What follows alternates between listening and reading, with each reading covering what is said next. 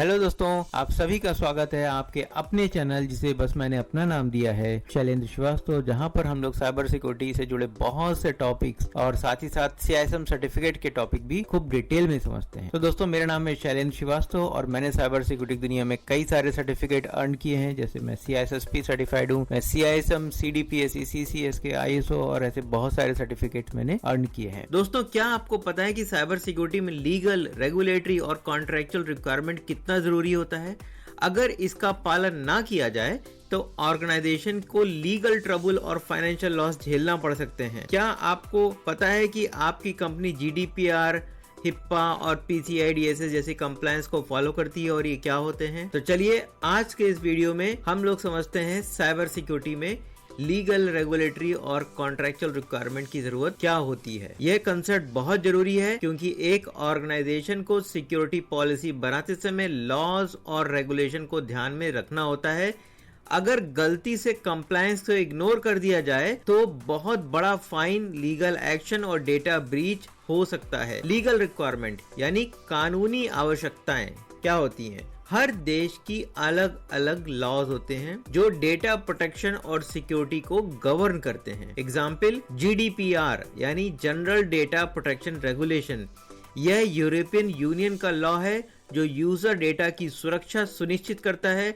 अगर कोई company GDPR का पालन नहीं करती है, फेसबुक और गूगल को GDPR के वायलेशन के कारण भारी फाइन ऑलरेडी लग चुके थे क्योंकि उन्होंने यूजर कंसेंट के बिना डेटा को कलेक्ट किया था। Regulatory requirement. Regulatory body industry के लिए कुछ सिक्योरिटी स्टैंडर्ड बनाती है जिसका पालन करना जरूरी होता है। एग्जाम्पल, अगर हम लोग HIPAA की बात करते हैं, HIPAA यानी health insurance portability and accountability act. USA में हेल्थ केयर कंपनी को पेशेंट डेटा सिक्योर रखने के लिए इस लॉ को फॉलो करना होता है। PCI DSS यानी payment card industry data security standard.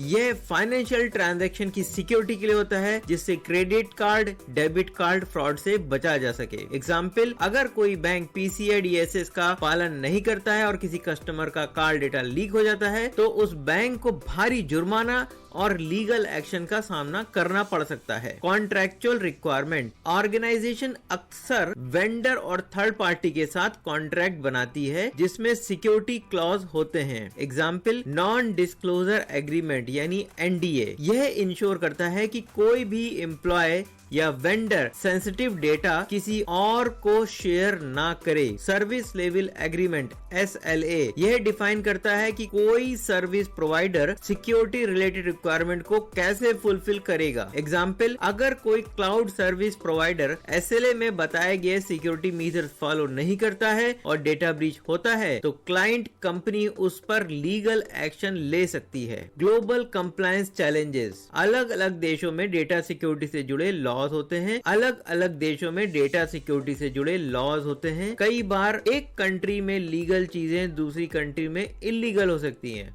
Example, Bharat में बैकग्राउंड वेरिफिकेशन करना कॉमन है लेकिन यूरोपियन देशों में यह प्राइवेसी लॉ का वायलेशन होता है। तो इसका सोल्यूशन क्या है? कंपनी को या तो हर रीजन के लिए अलग अलग सिक्योरिटी पॉलिसी बनानी चाहिए या फिर सबसे स्ट्रिक्ट रूल को फॉलो करना चाहिए ताकि हर जगह कंप्लायंस बना रहे। अब समझते हैं role of cyber security manager. Legal और रेगुलेटरी टीम से मिलकर सिक्योरिटी कंप्लायंस सुनिश्चित करता है। कंप्लायंस की सिक्योरिटी स्ट्रेटेजी और लोकल और इंटरनेशनल लॉ के हिसाब से अलाइन करता है। रिस्क और कंप्लायंस को बैलेंस करता है ताकि बिजनेस ऑपरेशन स्मूथ चले। दोस्तों, अब कंक्लूजन समझते हैं। आज हमने सीखा साइबर सिक्योरिटी में लीगल, रेगुलेटरी और कॉन्ट्रेक्चुअल रिक्वायरमेंट कितना जरूरी होता है।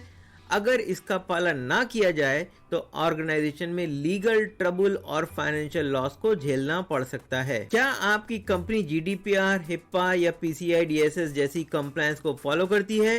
कमेंट सेक्शन में जरूर बताएं। अगर आपको ये वीडियो पसंद आया है तो इसे लाइक करें, शेयर करें और चैनल को सब्सक्राइब करना ना भूलें। बेल आइकन दबाएं ताकि ऐसी साइबर सिक्योरिटी इनसाइट्स आपको मिलते रहें। मिलते हैं अपने अगले वीडियो में, तब तक के लिए स्टे सिक्योर, स्टे सेफ।